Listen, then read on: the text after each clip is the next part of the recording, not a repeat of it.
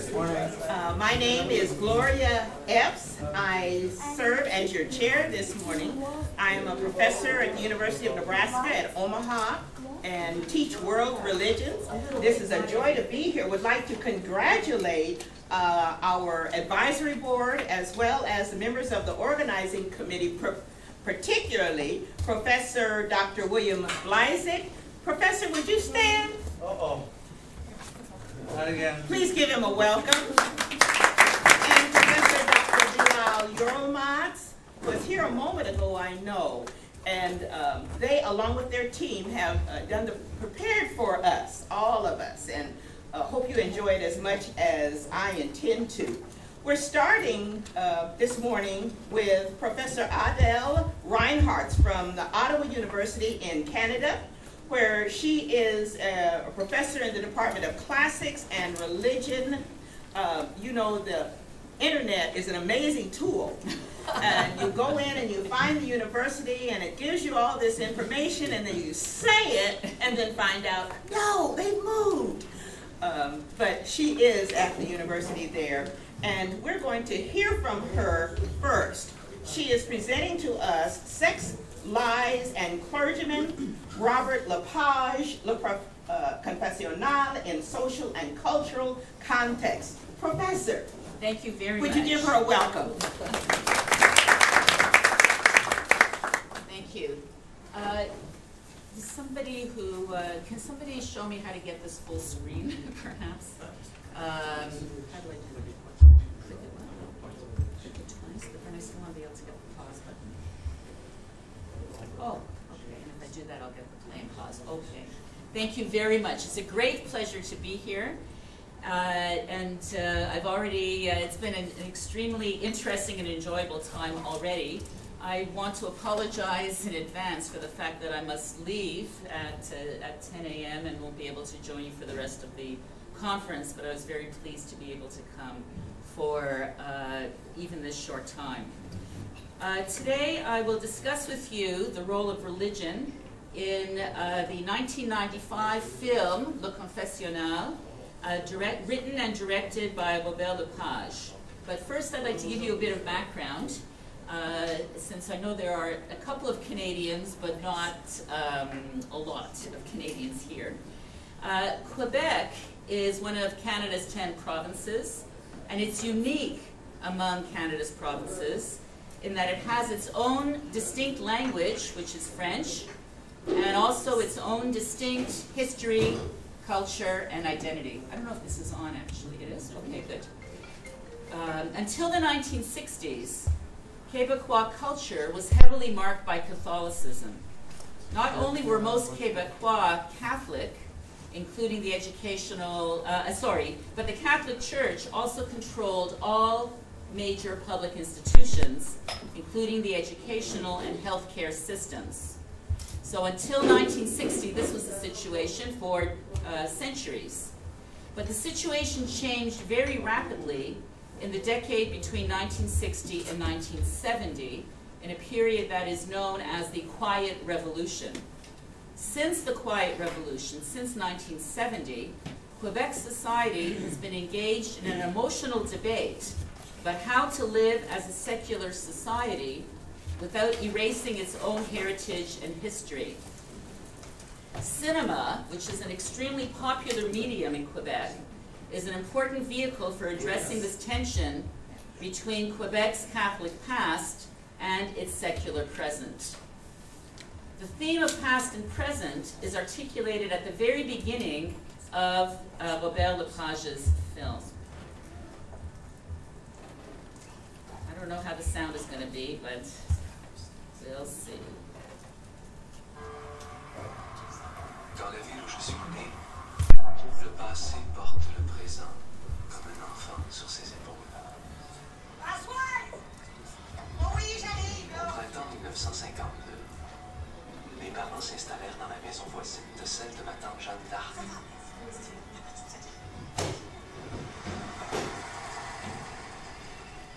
Cette année-là, 3 événements importants marquèrent la vie à Québec. L'apparition du premier téléviseur, la réélection de Maurice Duplessis comme premier ministre de présence d'Alfred Hitchcock, qui avait choisi la ville comme toile de fond. Oh, sorry. This is not, sorry, this is the wrong thing now. How can I get back here? That's because I moved the thing.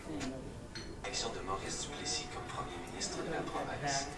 Et la présence d'Alfred Hitchcock, qui avait choisi la ville comme toile de fond pour tourner un nouveau suspense.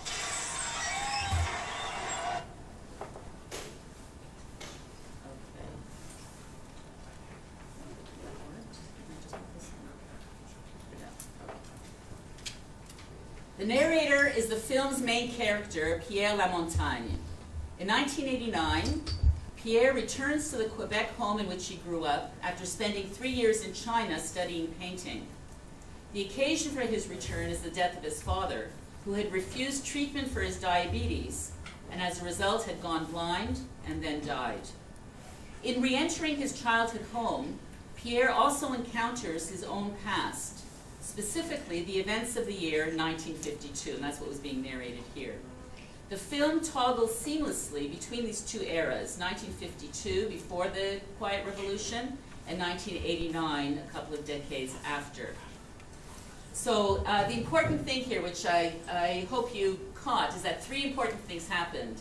Television came, Duplessis was re-elected premier, and Alfred Hitchcock filmed his film, I Confess, in Quebec City. That's a historical fact. That did happen. So the Hitchcock movie that was filmed in Quebec City in 1952 is formative for this particular film, and I'll just show you the. So there's the poster for it. The mystery in Hitchcock's movie concerns a murder. The mystery in Lepage's film concerns the true identity of Pierre's brother, Marc, the biological father of Pierre's brother, Marc. Both films revolve around the seal of the confessional, that is the absolute prohibition of Catholic priests to divulge what they hear in the confessional box, even in cases where a person confesses to a serious crime. So in Hitchcock's movie, I Confess, the crime is confessed in the very first scene of the film.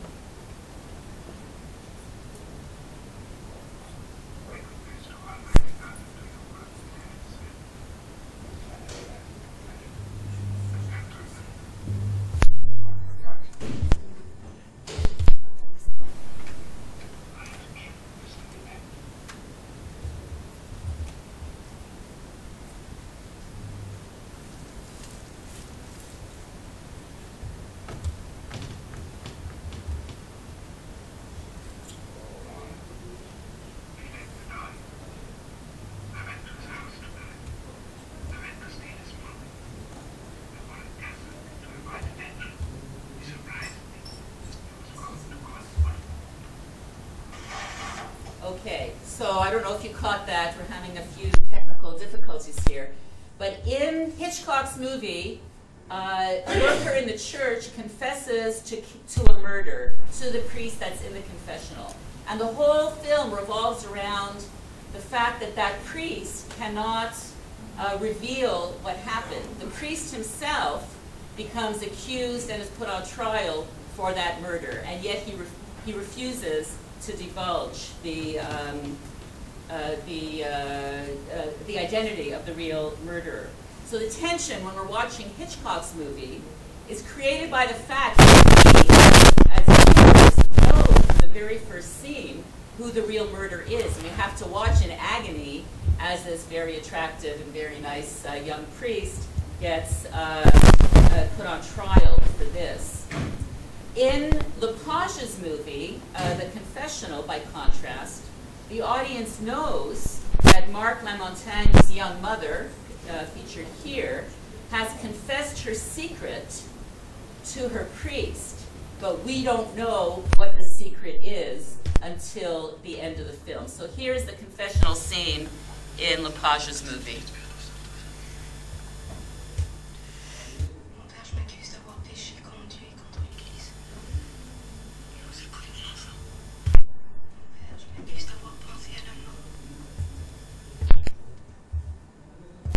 She's thinking about suicide.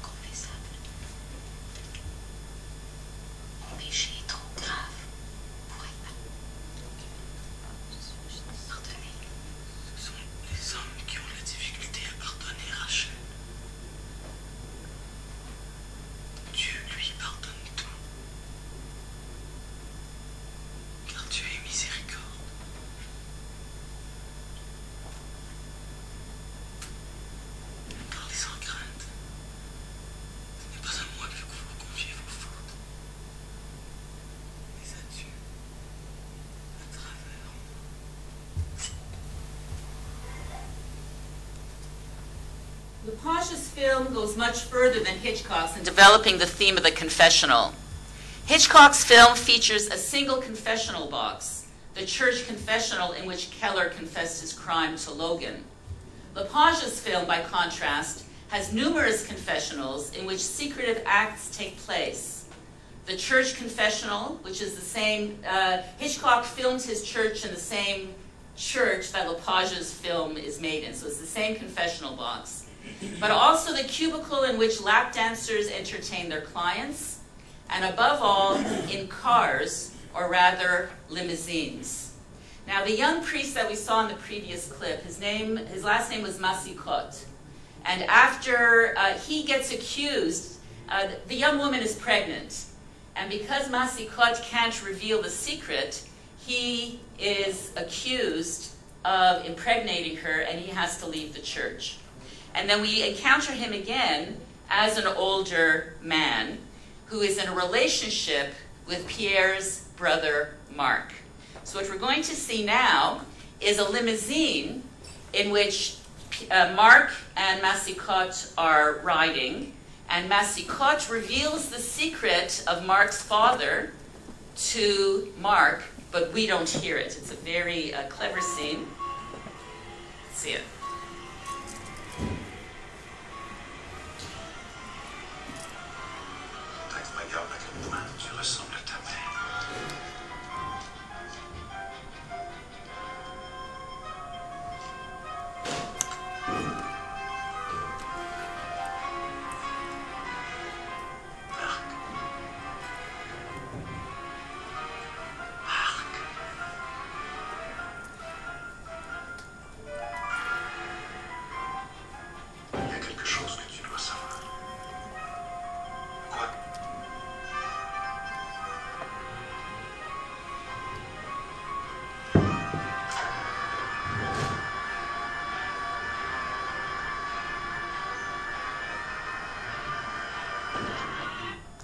There he seals out the confessional, and we don't get to hear what the secret is.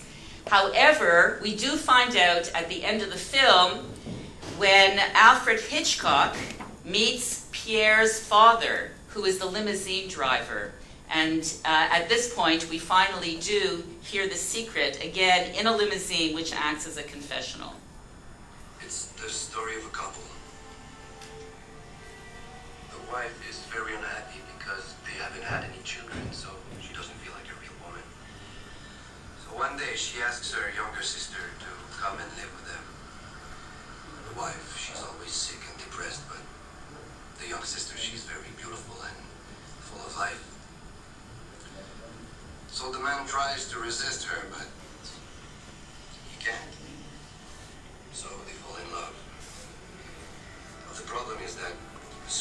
she becomes pregnant.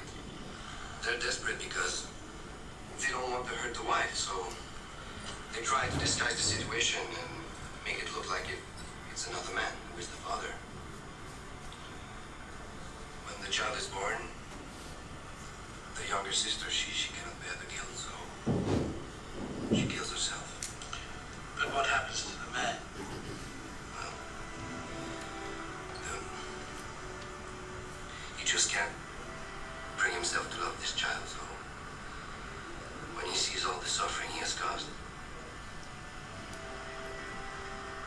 he plucks his eyes out.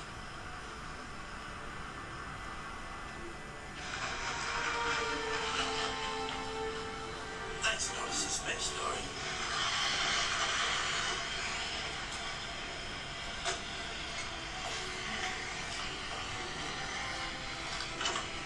It's a great tragedy.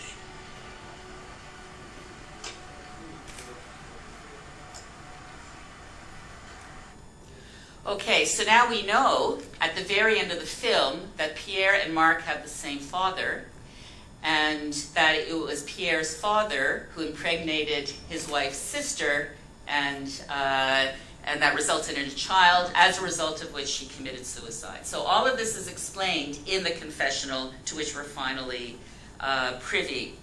Now, one of the several devices that express the complicated relationship between past and present is the editing. And I just want to show you one clip. I'm going to really have to rush through this because the film moves seamlessly between past and present in a way that is intentionally disorienting to the viewer because the transitions are not signaled in any obvious way. So I'm just going to give you an example. So for every transition between 1952 and 1989, it takes a few seconds until we as viewers can situate the situation.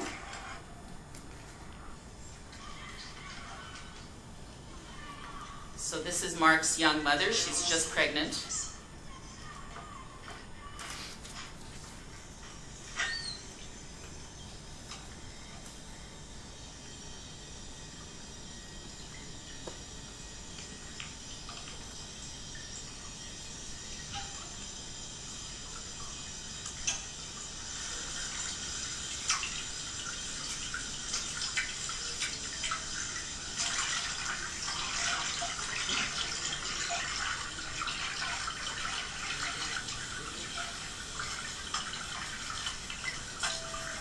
So within the film as a whole, this has tremendous impact because we know that she has suicidal tendencies. She looks at the razor, and then we see this. But this is in 1989, where Pierre has come back to his house and he's painting one of the walls red.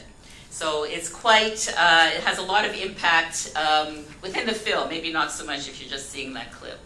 So the inability to accept, or rather to live with the past, is what defines Marc's existence.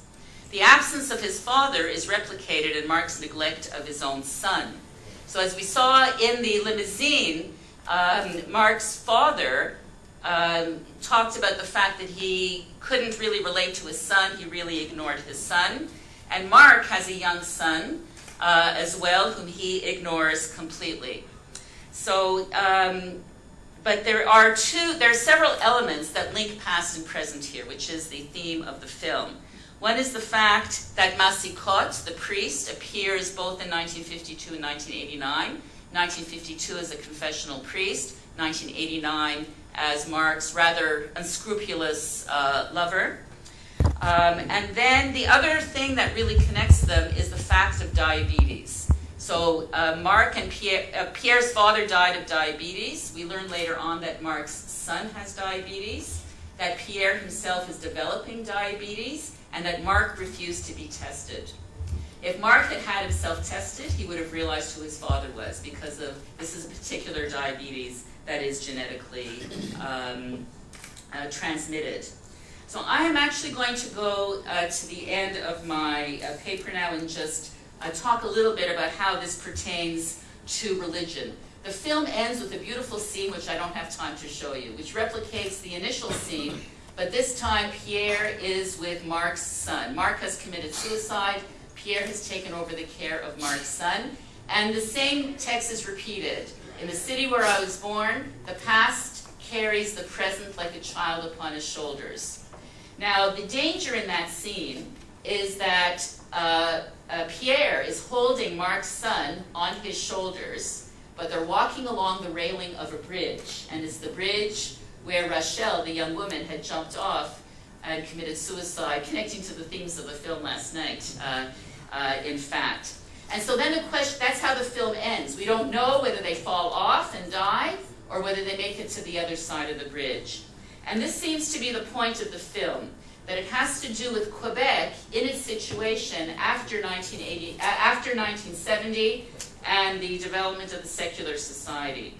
So the Confessional is not just a narrative about the devastating impact of the confessional seal on individual identity. It's also a commentary on Quebec's society, including history, culture, and religion, hinted at by television, Duplessis, and Hitchcock. Television brought America and English Canada to the province. Hitchcock's sojourn also brought a healthy dose of American sensibilities, which is very humorous in this film. And the election of Duplessis extended the period of La Grande Noirceur, the Great Darkness. Duplessis is despised in Quebecois history because he was really the one that allowed a certain type of situation, including the hegemony of the Catholic Church, to control the population for such a long time. But neither the past nor the present is very appealing in this film. The past is priest-ridden, pious, and hypocritical. The present is devoted to commercialism, hedonism, and moral fragmentation. Perhaps there is a third way.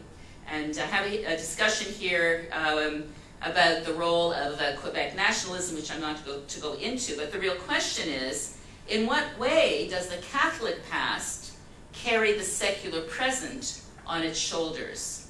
The film doesn't provide a direct answer to this question, except to stress the importance of really accepting the past, holding on to its positive elements, in this case the Church's role as the vehicle of Quebec culture, without reproducing its negative elements, symbolized by the destructive seal of the Confessional. Whether Quebec will cross this bridge, this is still a debate, although the film was made 20 years ago. This is a debate that is extremely active in Quebecois society. I just want to mention one thing. At the time that I began working on this project on Quebecois film, there was a movement within Quebec, which is an extremely secular society now, to create what's called a secular charter.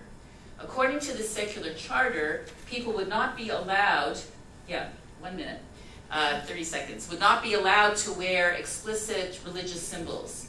So Jews would not be allowed to wear the head covering, Sikhs couldn't wear the turban, and Muslim women couldn't wear the hijab. And you have to understand that in Quebec, almost everybody works for the government because education, hospitals, everything, everybody who works there is a state employee.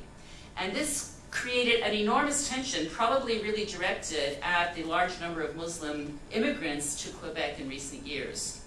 Then there was so this created tremendous anxiety, like how do we really deal with minorities in Quebec?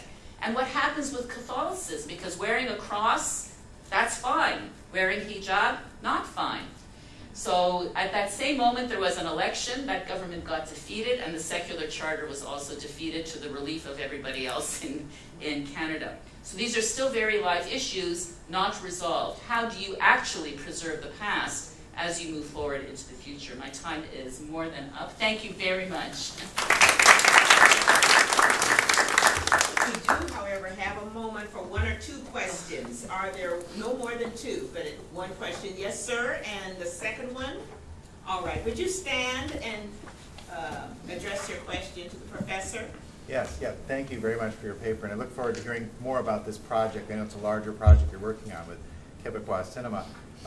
My question is just about, because I haven't seen the second film, but I'm something of a Hitchcock buff, and with the scene you just showed, with the blood going down the drain, it's panning out. Is this a deliberate reference to Psycho? Because it's exactly like absolutely. that. So, there are, so I mean, the Confessional is so interesting from the French-Canadian movie because of the way that it plays off Hitchcock in general. Hitchcock is one of Lepage's favorite directors. So you have Hitchcock as a character, as we've seen. You have clips from the Hitchcock movie in this movie because there's a scene, a recurring scene, where the people in Quebec City are invited to the premiere. And so we're shown some of the scenes there that are crucial for the plot. And then there, if you know Hitchcock's films, there are allusions all over the place. The Birds also, there's an allusion into some of the lesser-known films as well.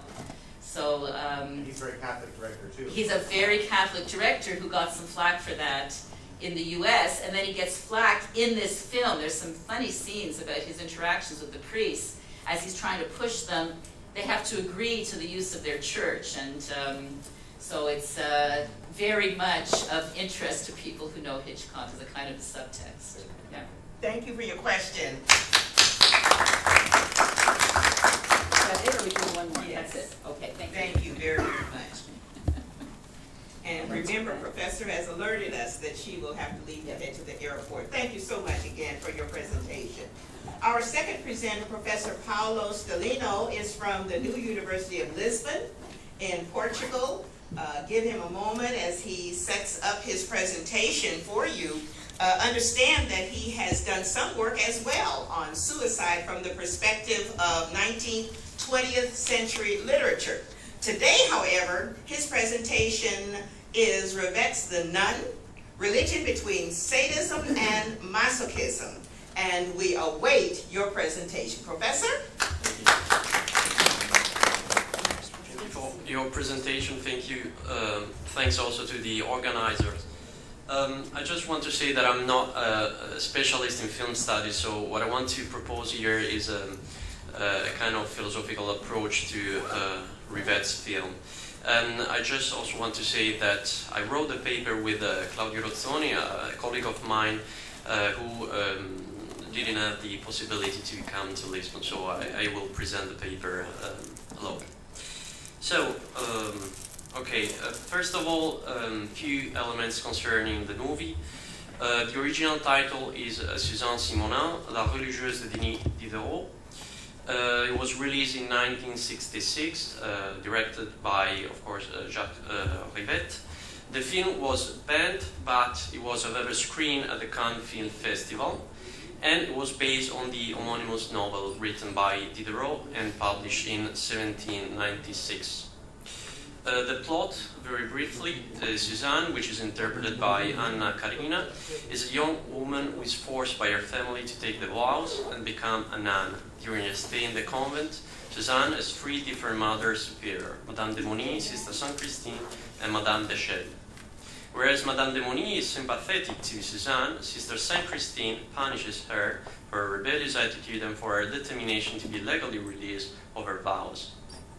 Punishment soon turns into sadistic cruelty. The Mother Superior mistreats Suzanne in any and every way possible. Now, the interesting aspect is that the other sisters, far from begging for mercy, aid the Mother Superior in inflicting pain on Suzanne and seem to sadistically enjoy contributing to Suzanne's suffering. Meanwhile, the Church decides not to absolve Suzanne's vows. Suzanne is subsequently transferred to another convent where the Mother Superior, Madame de Chelles, falls in love with her and tries to seduce her. Suzanne finally escapes from the convent but ends up begging on the street. The woman gives her money and a place to stay. However, when Suzanne realizes the woman's intention is to make a courtesan, a prostitute, out of her, she asks God to forgive her and commits suicide. So this is the final scene of the film, where the spectators, the viewers, can see Suzanne lying on the street, shaping a cross with her body. In both Diderot's novel and Rivette's film, we clearly have a conflict between the Christian values such as compassion, mercy, benevolence, and so on, which are expected to be shared by the sisters of the convent, in the sadistic pleasure with which the same sisters seem to enjoy the pain inflicted on Suzanne. So how is this conflict to be explained? Our interpretation referred to, first of all, the process of atonement of sin and the what we have called the sadistic speciality. So first of all, the atonement of sin. What we have to know is that Suzanne is the illegitimate daughter of her mother's extramarital affair. So in order to convince Suzanne to take her vows, her mother convinces Suzanne that, this is a quote from Diderot, from the novel, God save us both so that the mother might atone for her sin through her child. So Suzanne decides to atone for her mother's sin by taking the vows and thereby sacrificing her life. The idea of Suzanne's sacrifice is conveyed by Rivette in this scene, where we can see the cross standing between the daughter and the mother. So there's this idea of the identification with the Christ. Suzanne's lack of vocation, however, causes a rebellion to the rules imposed by Sister Saint Christine. This attitude produces new sins which once again must be atoned for. So the harsh discipline, which soon turns into sadism, is justified in that it produces the suffering necessary for the atonement of Suzanne's sins. A similar process or a similar mechanism is described by Peter Mannen's The Magdalene Sisters, particularly in a scene where Bernadette, one of the fallen women, steals the holy medal of Crispina, a demented woman, and when Bernadette is asked for the reason for which she has stolen the holy medal, she answers, because so Crispina, didn't suffer enough. We are penitents, remember, we are supposed to suffer. So what we have in both Rivette's film and Mannen's film is what we can define as a vicious circle. We have a first scene, a real scene or an alleged scene, which need to be atoned for through suffering. The harsh discipline is justified in that it produces the suffering which is necessary for the atonement of sins. But the problem is that discipline soon turns into sadism, which provokes rebellion. So we have the circle once again. Now I turn to sadistic, what we have defined as sadistic speciality. If we take films such as Lars von Trier's Dogville, Michael Haneke's The White Ribbon, or The Magdalene Sisters and The Nun, we can clearly see that these films, among others, have three main elements in common. They take place in isolated and closed spaces. They describe the unexpected awakening of sadistic feelings and attitudes among respectable communities, and these attitudes are the result of an abuse of power. So our interpretation is that the corresponding relationship between the three elements seems to indicate the possibility to identify a very peculiar sadistic speciality. There is a speciality in which sadistic feelings and attitudes tend to be developed more easily, although not necessarily. So there is no, let's say, deterministic causality here at work. So for instance, in the case of the first Mother Superior, there are no sadistic feelings or attitudes. So the question is, are convents potentially sadistic specialities? If this reading seems to be supported by Diderot's anthropological philosophy, according to Diderot, man is a social being and freedom is man's inalienable prerogative. A life cut off from society, a life in seclusion has alienating and dangerous effects on human beings. Docile, innocent, and gentle creatures can be turned into wild animals, a strange metamorphosis to which one is all the more susceptible the younger one enters a religion and the less one knows of life in society. So the convent in Diderot's novel becomes a prison which is 1,000 times worse than those which hold criminals. This is Diderot. So the idea is that the young women who are forced to live within the convent are the prisoners, so in using a sadistic language, they would be the victims, whereas the sisters are the guards, there is the sadistic executioners. The idea that the convent is a prison is conveyed by Rivette by emphasizing the claustrophobic and oppressive character of the convent by means of, first of all, visual images, such as the metallic grill, the chiaroscuro lightning effects, or the opposition between the darkness of the convent and the brightness of the courtyard. And also by the acoustic elements such as the sound of the bell, which symbolizes the oppressive presence of the religious institution and the inescapability of Suzanne's fate. The importance of the acoustic elements is emphasized by Rivette in an interview from 1968. This is Rivette. From the start, I planned to have very elaborate sound because it will help me to accentuate the break from one cell to the next. The original idea of La Religieuse was a play on words, making a cellular film because it was about cells full of nuns. So, following Rivette's statement, it is possible to interpret Rivette's film as composed by circles of constrictions in which the production of possibilities, or to use a Deleuzean expression, of lines of light, is threatened.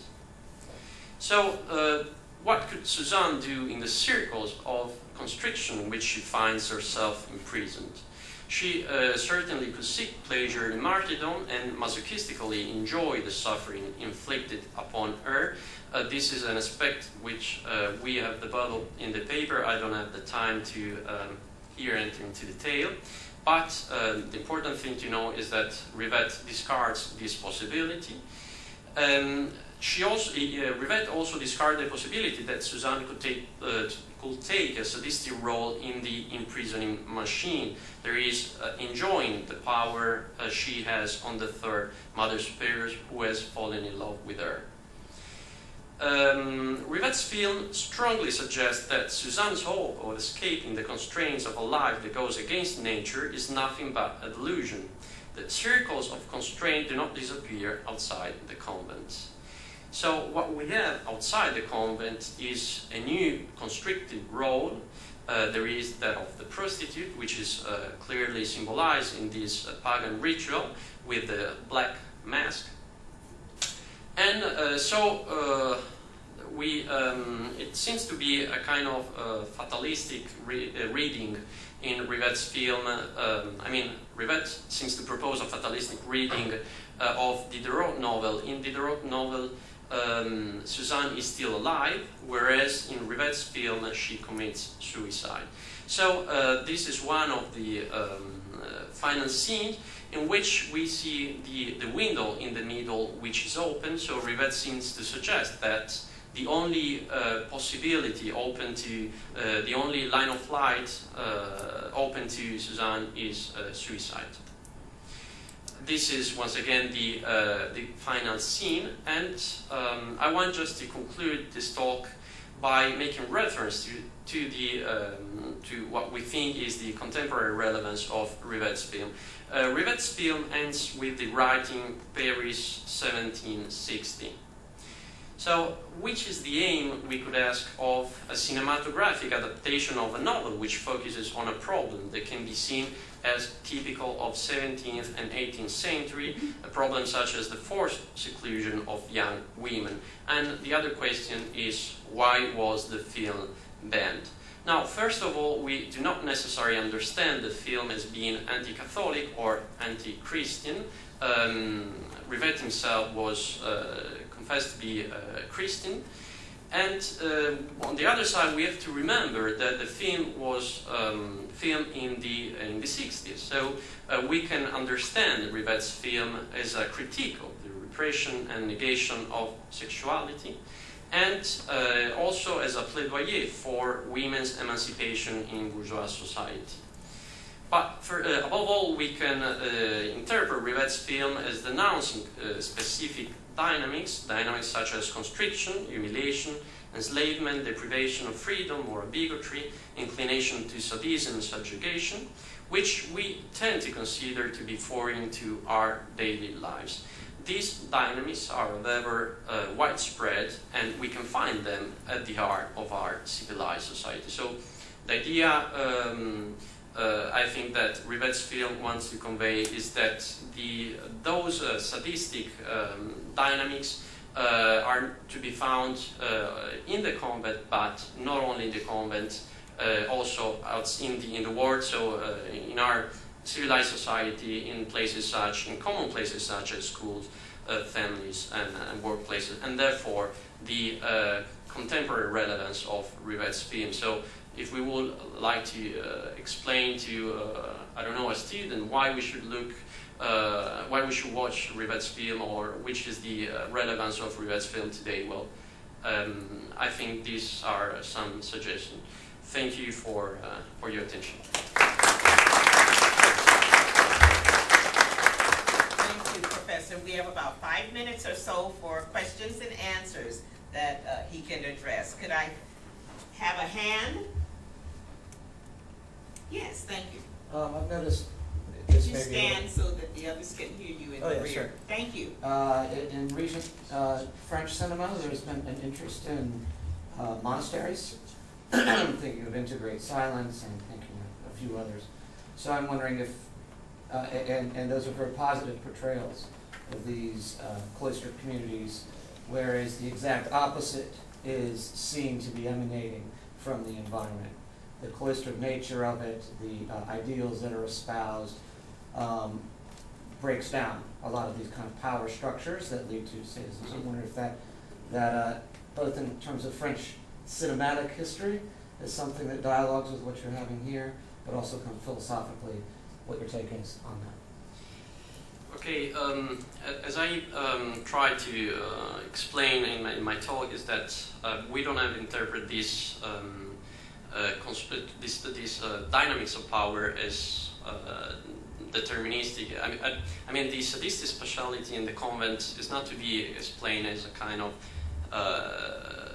deterministic place in which if you enter, you have these dynamics. So in Rivette's film, I mean, I focus especially, the topic of my talk was sadism and masochism in Rivette's film. But of course we have all the first part of the film in which we have precisely those values of compassion, love, that are symbolized by the first Mother Superior, Madame de Moni.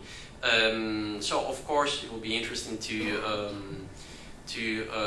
compare these with the other tradition, the positive tradition, let's say, of the film, of the French film.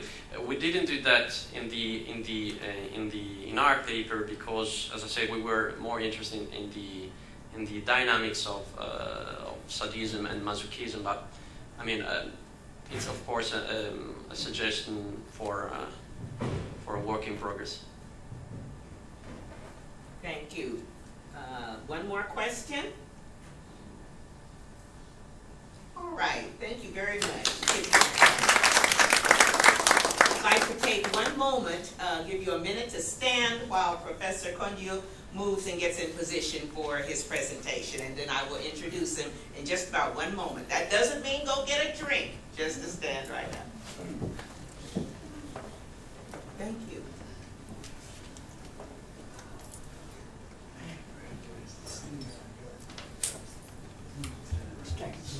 Seminary, Kiev, am I right? In Kiev.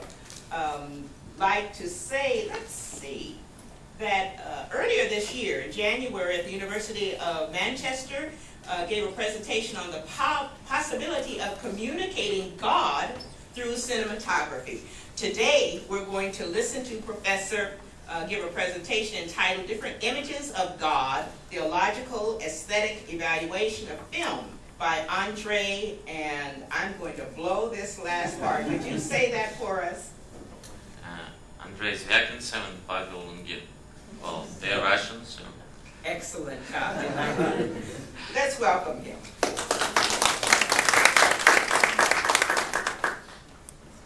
Well, actually the paper presented is quite huge, probably to the maximum limit, so I will also cut a bit, and I hope you will follow the lead.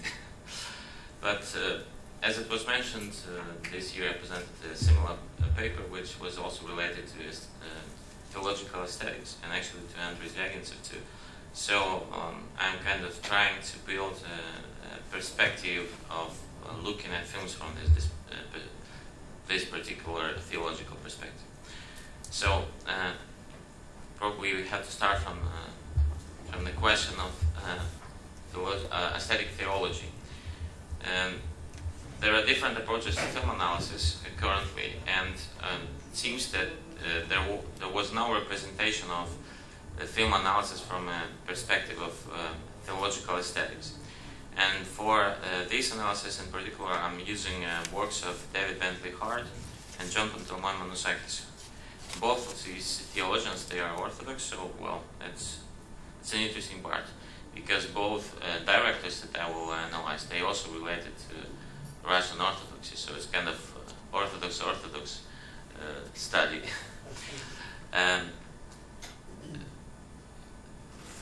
Actually, this theological aesthetics, they address the problem of transcendence and actually the problem of communicating or describing the transcendence of God. So, moving on. To build a methodology, I picked up mostly the proposal of David Bentley Hart and John Delmon Manosakis actually borrowed it from, they made, well, maybe not major, but the bigger books they described their the theological-aesthetic method. And these are directors who will be analyzing. So, then David Bentley Hart presents his idea of theological aesthetics. He describes it through its beauty. The beauty of the infinite is actually the name of his probably thickest and the most throughout book. And he describes beauty in these particular ways. That beauty precedes our reaction, it kind of intrudes in our experience. It creates distance, and he uses word diastasis, and Pantelman Manosakis uses word diastema to describe that. It also awakens desire. They borrow this idea actually from the fathers and Neoplatonism, is the idea of eros, of God, to God, and beauty also crosses boundaries of transcendent and immanent, and actually it builds a bridge of communication between transcendence and our experience. And it transcends rational comprehension. Actually, Manosakis also emphasizes this part. Beauty is not a symbol in the sense that it is a reality, it's not referring to something beyond itself. And beauty is generous in the sense that beauty could be seen in tragic things, or actually, well, crucifixion, but it's not ending there. So beauty kind of, even if it's tragical, it's not over. It has a potential of something bigger. And this is also a short presentation of Manosakis' ideas. And he emphasizes that God is personal, so we have to try to speak about or kind of see him in personal ways. And also he emphasizes the role of relationship through prosopon, which means, well, you could just translate it as face. That's why it's related to icon. And then God exists in the temporality of kairos, and he says that sometimes God comes unexpectedly, or well, actually he comes all the time unexpectedly, kind of intrudes in your experience. And then that he thinks that God could be described doxologically, so it's better to sing or pray about God than to actually describe him. And Manosakis also suggests that then God reveals himself to us. He's kind of calling us to touch him back. And again, both of their suggestions of Hart and Manosakis, they correlate. So, in order to make a methodology, I kind of try to combine their ideas to build 5 points of analysis that I will apply to movies. The first is the givenness and unexpected vision of beauty. The second one is personal, there than conceptual experience of beauty.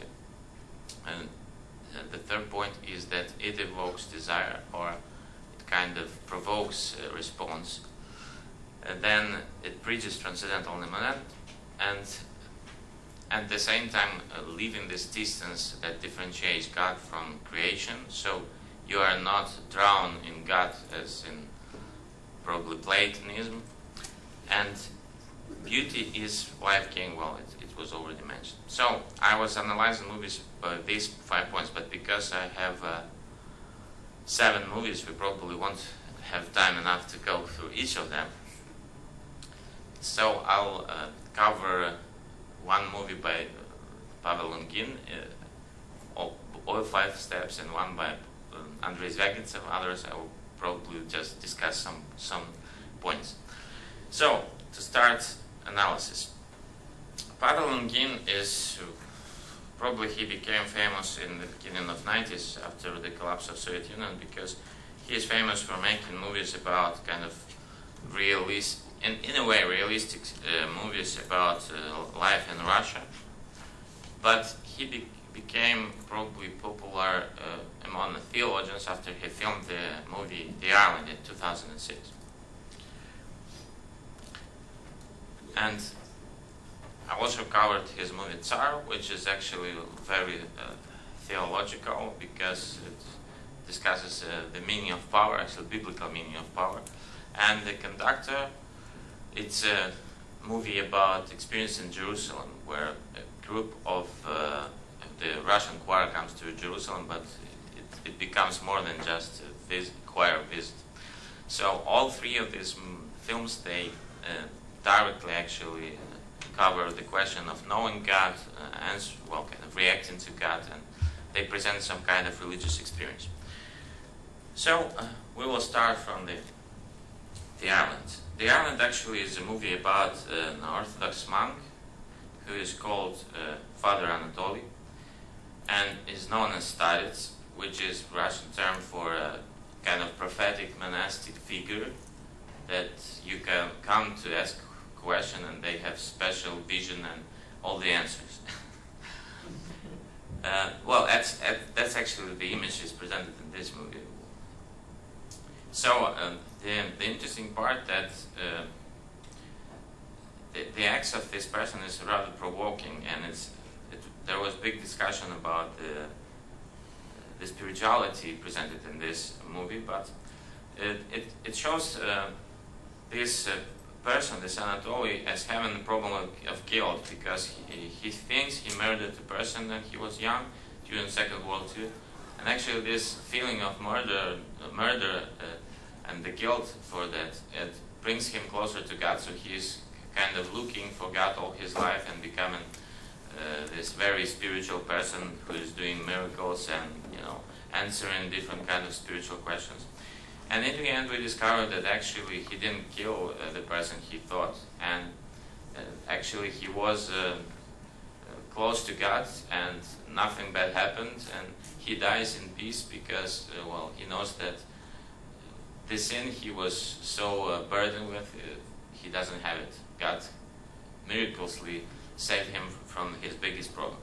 But the movie is interesting mostly because of how his communication with people is pictured. So, if we approach it with the first kind of topic, the givenness and unexpected vision of beauty, how was it presented in this movie?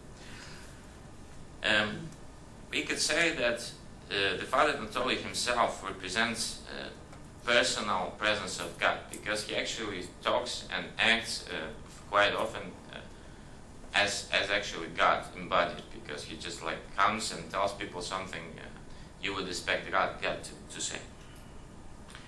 And he also comes and does things unpredictable, so you have this feeling of well, probably I could cite it from Masochism. And when he describes the experience of meeting God, when this happens, then my perspective is countered, inverted, returned to me, and I'm no longer the privileged subject that establishes and constitutes the objectivity of the world, but merely a dative. I become this to whom the world, as the world to come, is given.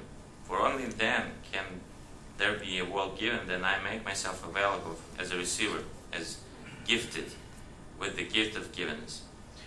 So, what actually Father Anatoly does, he reverses this feeling of who is in charge when people come to him, because they come to him with questions like, should I make an abortion? Or, I have bad feelings. And then his answers to people, they are not answers to the question they ask. He actually addresses them with the question God kind of asks them. And actually everything he tells people, it's a challenge for them to life. It's a kind of challenge to repent. So then people experience God, they kind of have their own expectation of how God should act, or how God should, well, actually who God is. So the movie presents this reversal. Then you meet God, you actually is puzzled. It's actually you who is questioned. It's actually you who is challenged. So this idea of givenness and unexpectedness is really revealed in the movie, and it's actually beautiful because all these experiences, they aim at healing of the person they come, and healing them physically, healing them emotionally, healing them spiritually. And actually one of a person that is brought to the Father Anatoly is demon possessed, so we see exorcism in the movie also. So the first point could be represented in the movie like this. The second one, personal rather than conceptual experience of beauty. Again, we could say that Anatoly himself is an icon, and actually people face God in his personality. So God is kind of personalized through him. And God revealed in relations, because mostly we discover people how their relations are presented in the movie. They don't talk too much, and too often we read in between the lines by seeing their attitudes towards each other. And it is interesting, mostly Father Anatoly challenges these people to be more personal. Like, if you love your husband, do this.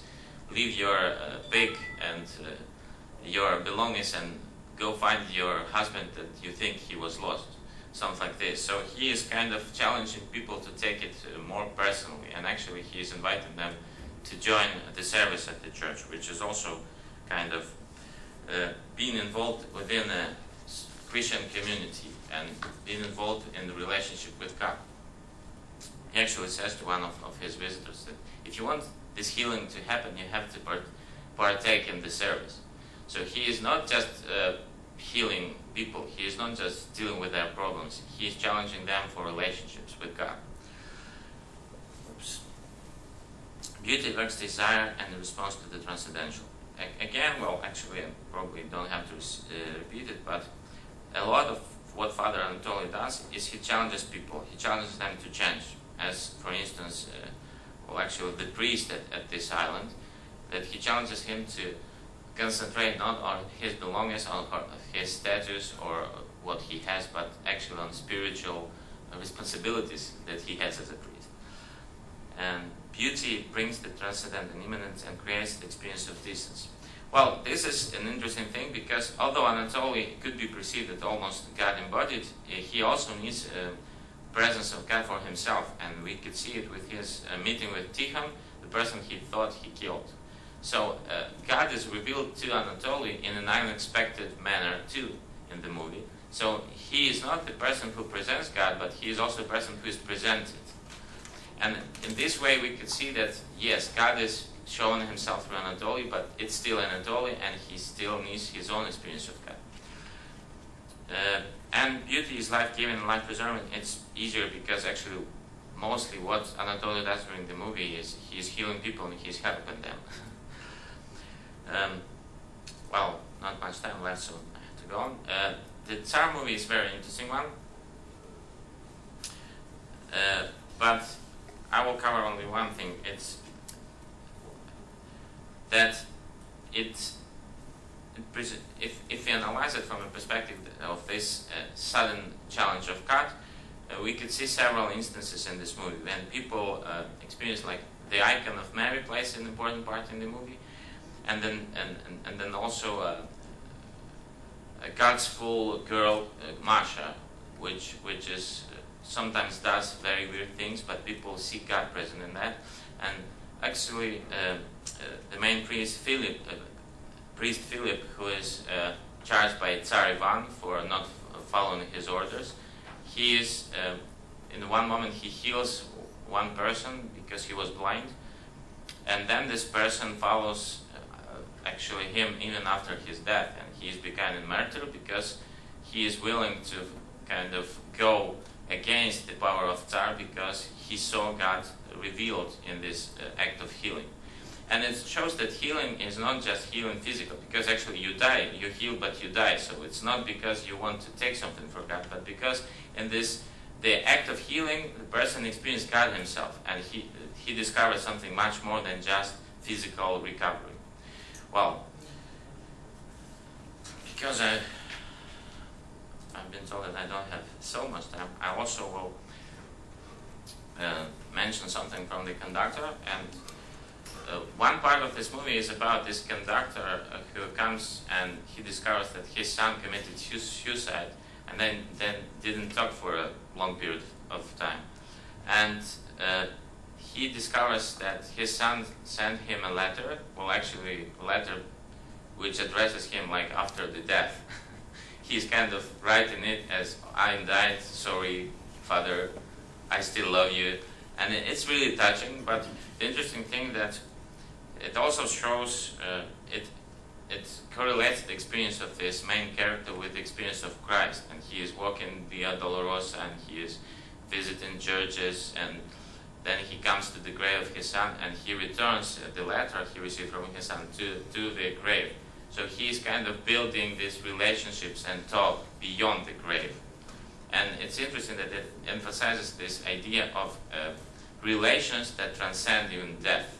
So the personal connection, which is actually shown in this movie. Of course, yeah, it would require more time to go to discuss the movie in detail. Well, I probably have less than, I don't have much time. But I have to cover Zvyagintsev at least somehow. But there are 4 movies I want to go. I only mentioned the first one, probably the famous one. Yeah, I know.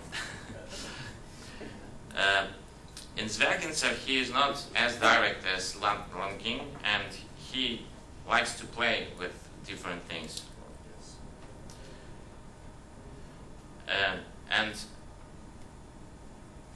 And in his movie, for instance, in Return, so you could see it, the famous movie, he correlates the role of the father, who is actually, even in this screenshot, is correlated to Christ. Actually, it's strange because he introduces father as dead Christ, and then actually in the end of the film he dies. But it's interesting that sons discover their father at the moment of his death, especially the younger son Ivan, who always refuses his father. He said, "Are you sure it's our father?" And actually Zvyagintsev himself said that the figure of father is a kind of figure of God. So a lot of experience in this movie is shown through relationship between these kids and their father. And of course, well, I could go on for long, but time is up. What I want to finish is final remark, because well, I have to, is that I think that this perspective of theological aesthetics, it could bring out a lot of different aspects of movies if we apply them to them.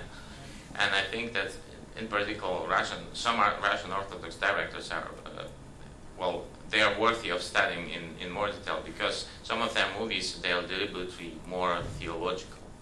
Well, thank you. Sorry for being over time. Just a moment to ask one question. Yes, would you stand, please, so everyone can hear you? In your discussion of the island, you said at one point, when you meet God, it's you who is questioned. Did you mean we see that in the characters who encounter Father Anatoly, or do you mean inevitably that you as a viewer, in a sense, identify with the characters, so that you as a viewer are questioned by the God who's portrayed? Well, I think it's both. Actually, you could see it in the movie. It's obvious because, well, but I think it's meant to be both, because when you watch the movie, you kind of could ask this question to yourself. Do you come to God with your own expectation, or you're willing to really see God who He is, or are you willing really to hear something you don't expect to hear, or see something you don't expect to hear? And one last question, briefly. Very brief question. Much of what you said about love, the icon, God, concept of piety, reminded me of Dostoevsky, except in particular the character of Father Anatoly reminded me of Sadism, the Brothers Karamazov. I was just curious to know whether Dostoevsky is a source of Well, I think it's because mostly in West people know Russian culture and Orthodox culture through Dostoevsky, but it's actually, well, it's actually quite Orthodox. Dostoevsky's ideas, he borrowed it from the Orthodox tradition, so it's both. It's actually Dostoevsky influence on Russian culture, but also Orthodox influence on Dostoevsky. Thank you. Thank you so much. We always leave wanting more, and there's never enough time. While our next professor gets started setting up, thank you. Professor Misbahudeen Olabil Ahmed Rufai. Did I blow that? You got it. Thank you. From Malcolm X University is a consortium of city colleges in the city of Chicago. Professor of history. His specialty includes African and African American experiences in the United States and other topics from the Islamic perspective. He is a respected imam, and his scholarship includes political identity of Muslim youth, African American immigrant experience. Please welcome to this setting Professor Rufai, who will be speaking about a comparative study of religion in Nollywood, i.e. Nigerian films. Professor. Thank you. Give him just a moment to complete setting up.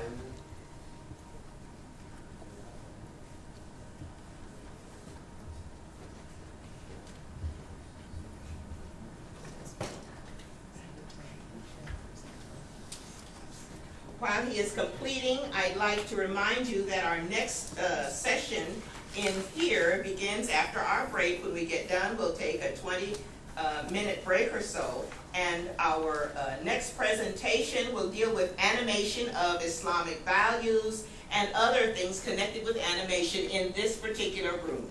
Professor. Thank you.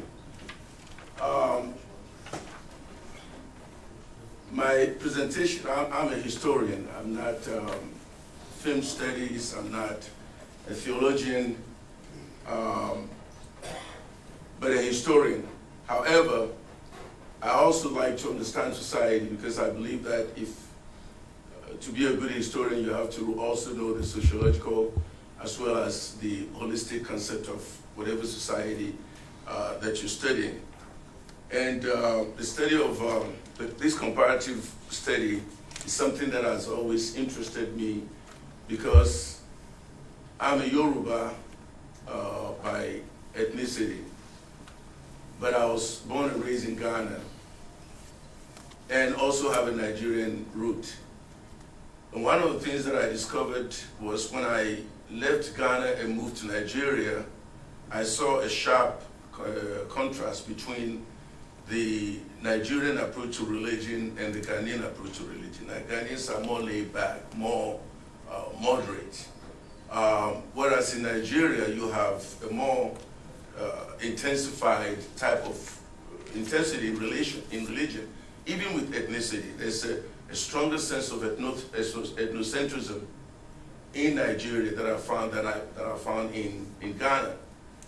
And so when these movies began to come out, I was looking to see if this element is also reflected. And most of the time, even though my father was born and raised in Lagos, but grew up in Ghana from the age of 12, he was in Ghana from the age of 12. Most of the time when I go to Nigeria, I prefer to stay not in the south where there's a predominantly Yoruba, but in the north. And that also has given me a further understanding to be able to kind of start to make the comparison between the two. And one of the questions that a lot of people asked me when I said, when you first met me was, Nollywood, is this something you created? Is this something that you coined? No, I didn't coin the word Nollywood, and I would tell you how that word came about. But this is a map of Nigeria that shows the the religious element within the country. When you look in the certain areas, you can see where the population, in terms of the population. Now, this population of Nigeria also tells you, when we say that there are more Muslims in Nigeria, there are more Muslims, Christians in Nigeria, you'll be able to make your comparison. Those areas that are like, all of these areas here, marked with the green, okay, up here, are areas where Sharia is practiced. And when we say Sharia law is practiced, we don't mean that, you know, they're cutting arms, and no. It's mostly in domestic affairs, domestic issues, marriages and etc., but not in crime. When it comes to penal laws, anything that has to do with crime, that is a federal government rule. It's not the Sharia law. Now, down here is mainly Christian. There are largely Muslim population also, but you don't have Sharia law practice in this place. So the green line here divides those areas where Sharia is practiced and those areas where it is not practiced. Now, in between all of this also, we have the traditional African religion, which is also an element that is usually not talked about, but we will deal with that as well. The graph here gives us also a sense of the elements within religion. The Muslim population, as you can see, is 50.7% among women and 50.2% among men. Christianity, 19.5%. And you have 1.3% which it says other. Now that other will refer to the traditionalists. And within the elements of Christianity, you have the Protestants and you have the Catholics. The Igbo especially are mostly Catholic. The Igbo, it's about 24 million speakers. The Yoruba are 30 million speakers. The Hausa are 50 million speakers. So Hausa is the second largest language spoken on the continent, in Africa, second to Swahili. And when I say second to Swahili, I'm not including Arabic. I'm not including Arabic, I'm talking about Africa south of the Sahara. And, you know, as somebody who teaches in America, you should understand when I say Africa south of the Sahara, because in the US, when we talk about African history, we do not include North Africa. We only look at Africa south of the Sahara.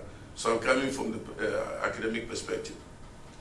One of the striking stories in recent global film history is the dramatic rise of the Nigerian video film industry, dubbed Nollywood, a prolific low-budget film industry based in Africa's most populous country, turning over 1,000 feature films a year. 1,000 a year. The Nigerian film industry relies mostly on digital video technology and straight-to-video releases, which are sold on DVD and video CD in the informal economy of the West African market. A former British colony, Nigeria, was cobbled together from around 400 different ethnicities and language groups, the largest of which are Hausa, Igbo, and Yoruba. After gaining independence in 1960, Nigeria suffered a civil war from 1967 until 1970, and a series of military coups. Now a federation of 36 states. The country is in its third period of civilian rule. Of course, another one will start, the fourth one will start on May 29 with General Buhari, the first time that an incumbent government has handed over to the opposition. This is the first time in the country's history. It's never happened before. Usually the incumbent finds a way to entrench themselves in power. But for this first time, it's happened. The country, while the international media regard the Nigerian popular video industry as a novelty, state-sponsored cinema began in Nigeria in the colonial era and continued into the age of television. The most commercially successful feature films, and these colonial films started way back in 1939. The British started that. The most conventionally successful feature films were those that developed out of the popular Yoruba traveling theater in the 1970s. Unlike the more internationally celebrated Francophone African cinema, often funded and promoted by France, commercial Yoruba cinema was largely self-supporting when structural adjustment programs imposed by the International Monetary Fund in the mid-80s caused the Nigerian economy to shrivel. Popular theater, filmmakers, and business entrepreneurs began to turn from unaffordable satellite production to the more economically option of shooting on VHS videos. And some of these movies are, you can imagine movies made with only about $4,000 or $40,000, but by the time, and they make their money within weeks because they are sold in that informal market, cash basis. So it's a fast-growing business. The traditional religion of Nigeria is the oldest, handed down generationally. It was the dominant expression before the arrival of Islam and Christianity. African traditional religion could also be called the African native religion, born out of the attempt to understand the mysteries and incomprehensible events surrounding every aspect of human existence and relate to the supernatural power influencing them. The concept and belief in the existence of God as supreme being has been central to African traditional belief. Now, you can hardly find a Nigerian, and if you find a Nigerian who tells you I'm 100% Christian, I'm 100% Muslim, he's a liar, or she's a liar. Because one way or the other, the African traditional religion has found a way to influence the way one practices Islam or the way one practices Christianity. Either way. Islam arrived in Nigeria about the 9th century through the Kanem-Borno Empire and spread throughout most of the northern region. It was not until the 18th century that reform forces of Uthman and Fodio rose up and brought all of Hausa land under Islam. This was caused by the unacceptable syncretic expression of Islam and traditional African religion in the Hausa courts. The Fulani Jihad did not end in Sokoto where it began, but spread throughout most of southern Nigeria, especially among the Yoruba. It was begun as an urban phenomenon among the ruling class for economic, social, and political reasons. Now, Usman Dan Fodio's jihad began because he saw within the Hausa courts, here you have the African traditional religion still being practiced, but at the same time you're talking about being Muslims. So he said, no, you cannot, you either have to be Muslim strictly or be a traditionalist. And he would not accept the traditional aspect, of course. So they began the jihad. It was a Fulani jihad that was aimed at reforming Islam in that region. Christianity was introduced into Nigeria around 1485 through Benin, the Niger Delta, and by the Portuguese. This first attempt was not totally successful as the Benin kings remained the kings of Benin, strongly attached to their indigenous religion. There was a second attempt in the 16th century in Benin and Western Nigeria. The Methodist Wesleyan Mission Church Missionary Society, led by Reverend Thomas Bert Freeman and Henry Townsend, respectively, in 1842, Samuel Ajayi Crowther became the first Yoruba convert to also become a bishop of Lagos. The Scottish Presbyterian Calabar Mission in 1846, Christian missions came to Eastern Nigeria mainly through two angles. The first angle was through Lagos or from Western Nigeria. The second was directly to the eastern end of the country through a seaport.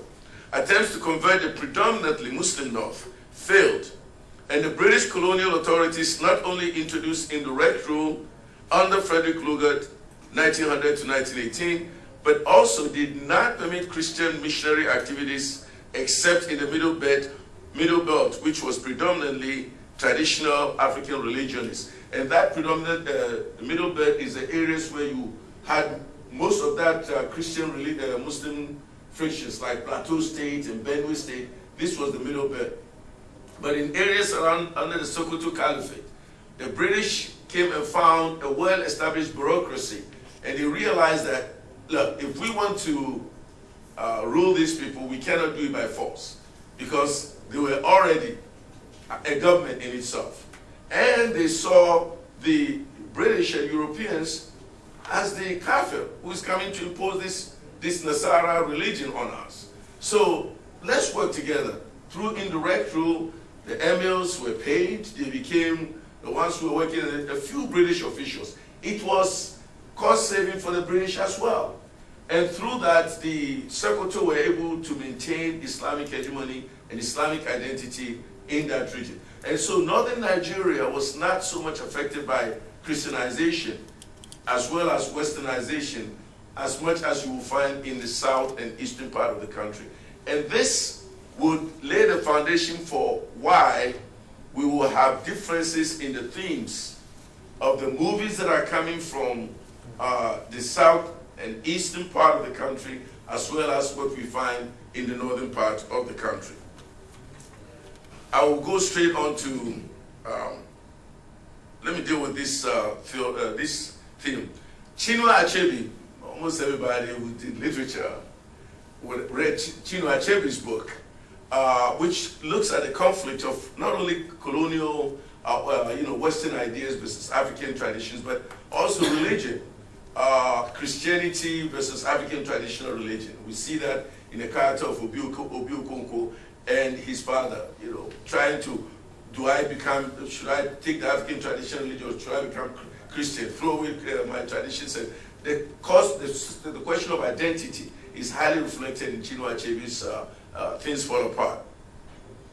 The conflict through the community of Umofia, which had lived by the same belief system until the introduction of Christianity. Islam from the north and Christianity from the south launched a heavy attack on African traditional religion. In so doing, the perpetrators succeeded in dividing the indigenous and luring them to succumb to their worship. Particularism, according to Roberts, is when members of a particular religious group insist that they have exclusive possession of truth, knowledge, and goodness. Such a group is known to use militancy to mobilize followers around its cause. In addition, particularists, according to Roberts, thrive on opposition of the lesser groups and creates an atmosphere of the we-they theory, resulting in the creation of antipathy between the groups. It is with this theory of particularism, together with its superior standing and power, that Christianity and Islam is seen as dominating, in this case, African traditional belief. But this initial strangulation of traditional African belief later gave way to acknowledgement of the role that a hybridization of the three can play in Nigerian life. This hybridization is manifested in some Nollywood films while condemned in others. You see, the movie that I decided to use, Heaven's Grace, is the title. And these are common themes that you find in most of the Nollywood movies. Nigeria's Africa's populous nation with one of the world's most densely concentrated linguistic areas, 250 languages in Nigeria alone, is divided along religious lines. The South has a Christian majority while the North is predominantly Muslim. Like AIDS people, the filmmakers in the country are divided largely along regional, religious, and marginally ethnic lines. Thus, there are distinct film industries, which each seeking to portray the concern of the particular section and ethnicity it represents. Nigeria's movie industry is thriving, and it's about time we took notice of that. Fondly referred to as Nollywood, it is now an $800 million industry, $800 million industry, providing employment for about 300,000 people, actors, directors, marketers, and distributors. After Hollywood, it is the second largest in the world, even bigger than India's Bollywood on per capita basis. Nigeria's movies are immensely popular, particularly in Africa, where they currently outsell Hollywood films. And Nollywood stars are much more popular on the continent than their Hollywood counterparts. Chances are that Kenyans or Malawians will better recognize Genevieve Naji and Ramsey Noah, both Nollywood idols, than Julia Roberts and Denzel Washington. Nollywood first appeared as a reference to a Nigerian film, films in a 2002 New York Times article by Matt Steinglass. It is a general reference to all Nigerian films, just like Hollywood and Bollywood, both US and India. Some other term used was Niger film. In this paper, Nollywood will be used in reference to films from southern and western Nigeria, while Kannywood will be used in reference to northern Nigerian films. Nollywood indicates the understanding that film as vehicles of encoded messages with themes and languages that represent the life patterns of proximate Nigerian consumers in particular and Africans in general, who explore their social issues and cultural concerns. Again, the federal government of Nigeria in 1993 set up a regulatory agency, the National Film and Video Censors Board, to censor the activities of the industry. And this implies that it is officially recognized as a national cinema. Kannywood is a catch-all title given to the film industries in northern region of Nigeria, with Kano as the epicenter, and this term was coined by Sanusi Shehu Deniji in an article in the August edition of Taularuwa magazine.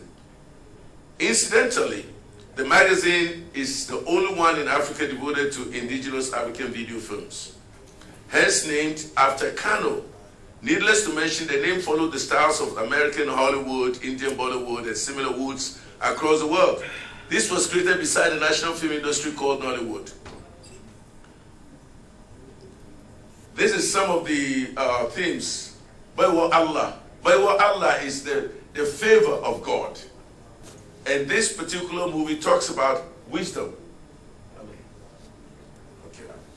And look at the dressing of the opposite. It shows you the turban, and you see the Islamic influence in terms of tradition. But one interesting thing about Kannywood is that it's strongly influenced by Bollywood. We even have Nigerian Kannywood actors going to India for training. And this particular trip was sponsored by the federal government. This is one of the actors of Ali Nuhu. The political system in Nigeria and Niger Republic are based on Western. Because I'm dealing with religion, I'm going to go quickly to just the question of censorship. Because the issue of censorship in Bollywood, in Kannywood especially, is solely based on religion. There was an 8-minute private mobile clip, which was then christened the first Hausa Blue film, which went viral. The character in that movie was Mariam Heriana. This was one of the Kannywood actresses who was found in the center of this controversy. She was having sex. You know, it's like one of those things that was done to the Hollywood actresses and actors.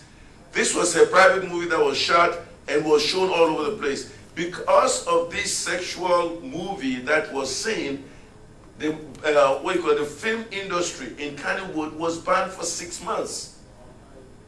And the government set up this censorship board. The aim of the censorship board was to sanitize the film industry and to protect our identity. What identity were they talking about? The identity they were talking about is Hausa and Islam. Anything that was found to be anti-Islam will not be allowed. So when you watch a Nollywood movie coming from the South, you're likely to see them kissing. You're likely to see them somehow half naked. You know, maybe in a bikini and in a bikini. But you would never see anything like that in Kannywood. Kannywood, you don't even hold hands to show affection. You don't kiss in Kannywood.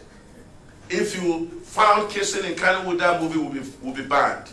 It will not even be allowed. And before any movie will come out in Kannywood, these are the movies in the north, they have to go through the censorship board in Kano before you can show that movie. And if you don't do that, you will be banned completely. Matter of fact, people were jailed. This censorship board has that power. That if you go against the rule, you could not only be fined 300,000 naira, which is about $3,000 dollars. Yeah, 300,000. Yes, goes about $2,500 or $5,000. I don't know what the rate is right now. But you could be fined, and jailed. And there were actors who were actually sentenced to jail for about 6 months for acts that were considered immoral and anti-Islam in Kennywood. And so Kennywood sees itself, and some of the actors also spoke and said that they see themselves as being the projectors of the values of the society, and therefore they will not do anything that will go against their religion. You will not hear anything like that in Nollywood, in the South and in the West, where they emulate very closely to what you find in Hollywood, and even some of their themes have gay issues in it in Nollywood, but you wouldn't find that in Kennywood. Thank you. We'll take just a moment to ask questions. No more than 2. There's 1. Yes. I'm Mohammed Ramli from Dhaka, Bangladesh. Let me know, sometimes we see the Nigeria Muslim and Christian riot and they kill each other. Why? Why? Muslim and Christian make riot and kill each other in Nigeria. Every now and then we see in paper, in television. What is the reason? What is the problem in Nigeria, Christian and Muslim? Well, the main problem that I can tell you is external. If you come to the southern part of Nigeria, for example, I come from a family where my mother's baby brother is a reverend, Methodist reverend. We're in the same family. Matter of fact, most of what I am today is mainly influenced by him, who forced me to be reading books when I was in elementary school, and I have to read those books every weekend, the 100 great books. He forced me to read them. So, in the southern part of Nigeria, among the Yoruba especially, you don't find question of Muslim-Christian fight. No, nothing like that. But if you go up north, that's where you find the greatest sensitivity. And most of it is not coming from them, from within. It's usually external forces that, oh, if you do this, you're going to get sponsorship. Because Muslims and Nigerians in the north, Muslims and Christians have believed most of these Nollywood movies, the Kennywood movies, you will not find any theme in it where they denigrate Christianity. If you go to the Nollywood, you find African traditional religion always being denigrated. But the African traditionalists are not getting up and saying we are going to fight because you are denigrating us. So there is a mutual respect of religion. Now, if you're talking about Boko Haram, then that's a different story, because Boko Haram doesn't care whether it's a Muslim, Christian, anybody. They kill anybody. They burn all churches, they burn all mosques, they kill everybody. So Boko Haram is just like ISIS. It has nothing to do with Muslims. When you look at the Boko Haram thing, and I've written about this as well. So, but if you talk about Christians and Muslims themselves in the north, the average citizens, they live together, they intermarry. Thank you. One more question? Yes, sir. Would you stand so that everyone can hear you? My name is Mehmet. I'm from Turkey. And my question is about the Kennywood. Did you find anything else about other religions, religious issues in Kennywood movies? About Christianity or Judaism? Judaism, no. Because Judaism is not a predominant religion in Nigeria. But Christianity, yes. However, the way they deal with Christianity, I'll give you one story. There was a story of this young man who wanted to marry, he saw somebody that he fell in love with. But this woman was a Muslim, and her father happened to be the imam of the town. And he was a Christian. So what did he do? He left the town because they just could not, marry each other. The father would not allow it. So what he did was he left the village. But in leaving the village, he moved to another village. While he was in this other village, for some reason, a family that he went to live with, he fell in love with what was going on within the family, which happens to be a Muslim family. He studied the Quran, became a Muslim himself, became a very knowledgeable person in the Quran, and came back to the village where he was before. The teacher who taught him the Quran happened to be a friend of the father of this other woman that he has been in love with. And this woman has refused to marry anybody else. somehow that connection was made, and he ended up marrying a woman. But in the way they projected Christianity, they didn't project it in a way where he was told, you must become a Muslim or you will be killed, you must become a Muslim or you cannot marry her. He understood the tradition that Islam would not allow him to marry her, therefore he left the place. But then they used it in a way that is like destiny, that he was destined to be a Muslim. I'm yet to find the Kannywood movies where they actually denigrate Christianity. Some of the actors in Kannywood are Christians. You know, Haruna Danger, for example, is a Christian. So you have a Sally Danger, who's a Christian. You have Muslim women, Christian women, as well as Muslims working together in these movies. So that's why the question of religion is handled, you know, with greater care. Let's give a thank you to